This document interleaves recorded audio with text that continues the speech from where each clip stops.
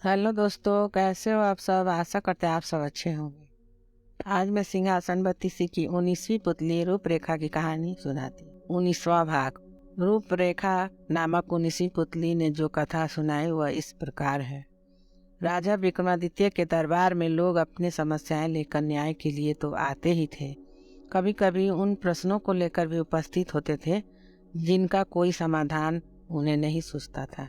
विक्रम उन प्रश्नों का ऐसा सटीक हल निकालते थे कि प्रश्नकर्ता पूर्ण संतुष्ट हो जाता था। ऐसे ही एक टेढ़े प्रश्न को लेकर एक दो तपस्वी दरबार में आए और उन्होंने विक्रम से अपने प्रश्न का उत्तर देने की विनती की।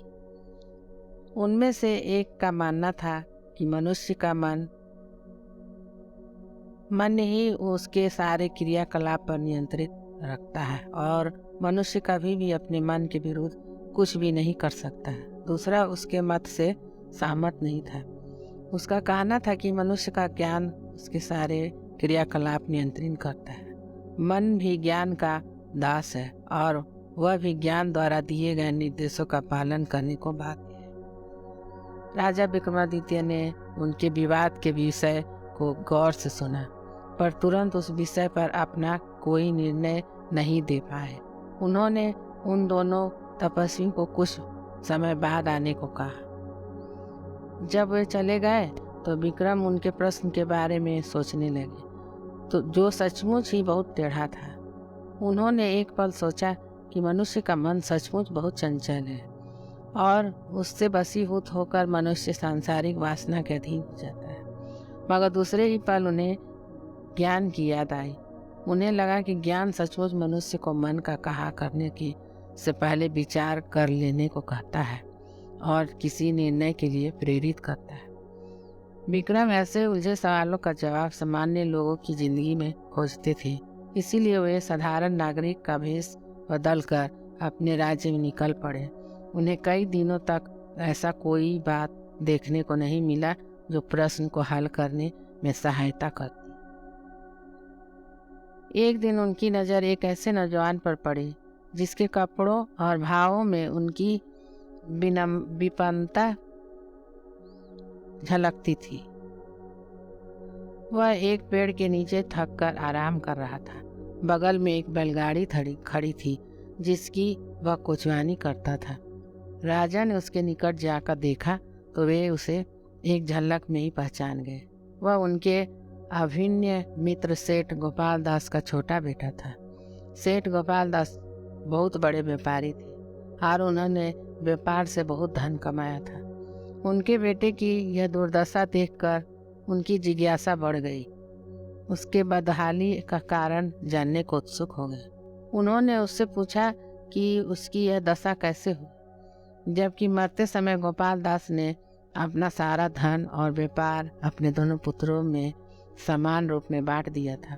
एक के हिस्से का धन इतना था कि 2 पुश्तों तक आराम से जिंदगी गुजारी जा सकती थी। विक्रम ने फिर उसके भाई के बारे में भी जानने की जिज्ञासा प्रकट की। युवक समझ गया कि पूछने वाला सचमुच उसके परिवार के बारे में ही सारी जानकारी रखता है। उसने विक्रम को अपने और अपने भाई के बारे में सब कुछ बता दिया। उसने बताया कि जब उसके पिता ने उसके और उसके भाई के बीच सब कुछ बांट दिया तो उसके भाई ने अपने हिस्से में के धन का उपयोग बड़े ही समझदारी से किया। उसने अपने ज़रूरतों को सीमित रखकर सारा धन व्यापार में लगा दिया और दिन रात मेहनत करके अपने व्यापार को कई गुना बढ़ा दिया। अपने बुद्धिमान और संयमी भाई से उसको कोई प्रेरणा नहीं ली और अपने हिस्से में मिले अपार धन को देखकर घमंड से चूर हो गए। शराबखोरी, वेश्यावृत्ति, जुआ खेलना समेत सारी बुरी आदतें डाल ली। ये सारी आदतें उसके धन के भंडार को तेजी से खोखला करने लगी। बड़े भाई ने समय रहते उसे चेत जाने को कहा, लेकिन उसकी बातें उसे विष समान प्रतीत हुई। ये बुरी आदतें उन्हें बहुत तेजी से बर्बादी की तरफ ले गई और 1 वर्ष के अंदर वह कंगाल हो गया। वह अपने नगर से एक संपन्न और प्रतिष्ठित सेठ का पुत्र था, इसलिए उसकी बदहाली का सब उपहास करने लगे। इधर भूखे मरने की नौबत, उधर शर्म से मुंह छुपाने की जगह नहीं। उसका जीना दूभर हो गया। अपने नगर में मजदूर की हैसियत से गुजारा करना उसे असंभव लगा, तो वह वहाँ से दूर चला आया। मेहनत अब मजदूरी करके अब अपना पेट भरता और तथा अपने भविष्य के लिए भी कुछ करने की सोचता है। धन जब उसके पास प्रचुर मात्रा में था तो मन की चंचलता पर वह अंकुश नहीं लगा सका। धन बर्बाद हो जाने पर उसे सद्बुद्धि आई और ठोकरें खाने के बाद अपनी भूल का एहसास हुआ। जब राजा ने पूछा क्या वह धन आने पर फिर से मन का कहा करेगा, तो उसने कहा कि जमाने की ठोकरें ने उसे सच्चा ज्ञान दे दिया है और अब उस ज्ञान के बल पर वह अपने मन को वश में रख सकता है। विक्रम ने तब जाकर उसे अपना असली परिचय दिया। तब उसे कई स्वर्ण मुद्राएं देकर होशियारी से व्यापारी करने की सलाह दी।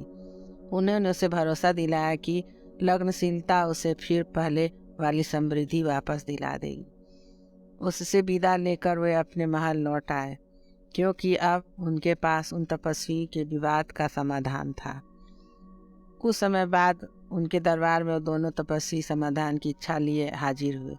विक्रम ने उन्हें कहा कि मनुष्य के शरीर पर उसका मन बार बार नियंत्रण करने की चेष्टा करता है, पर ज्ञान के बल पर विवेकशील मनुष्य मन को अपने पर हावी नहीं होने देता। मन और ज्ञान में अन्योन्याश्रय संबंध है तथा दोनों का अपना अपना महत्व है। जो पूरी तरह अपने मन के वश में हो जाता है उसका सर्वनाश अवश्य भावी है। मन अगर रथ है तो ज्ञान सारथी है, बिना सारथी रथ अधूरा है। उन्होंने सेठ पुत्र के साथ जो कुछ घटा था उन्हें विस्तार पूर्वक बताया, तो उसके मन में कोई संचय नहीं रहा।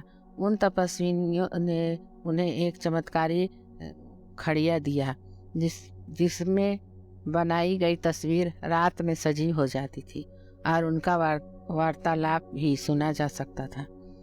विक्रम ने कुछ तस्वीरें बनाकर खड़िया की सत्यता जानने की कोशिश की, तो सचमुच खड़िया में वह गुण था। वह राजा तस्वीर बना कर अपना मन बहलाने लगे। अपनी रानियों की उन्हें बिल्कुल सुध नहीं रही। जब रानियां कई दिनों के बाद उनके पास आई तो राजा को खड़िया के चित्र बनाते हुए देखा। रानियों ने आकर उनका ध्यान बटाया तो राजा को हंसी आ गई और उन्होंने कहा वे भी मन के अधीन हो गए थे। अब उन्हें अपने कर्तव्य का ज्ञान हो चुका है। दोस्तों, अगर आपको ये कहानी अच्छा लगे तो कृपया लाइक करें, सब्सक्राइब करें। धन्यवाद।